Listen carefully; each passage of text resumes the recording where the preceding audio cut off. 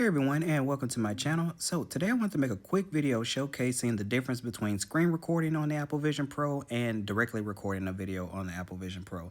So right now I am screen recording, and this is what it looks like in full screen view for me on the headset. In order to activate screen recording, you do this little hand gesture, then go to the control center, and then the recording button, which is obviously recording right now. You press that in order to turn it on. If you press and hold on it, you can actually turn the microphone on and off. All right.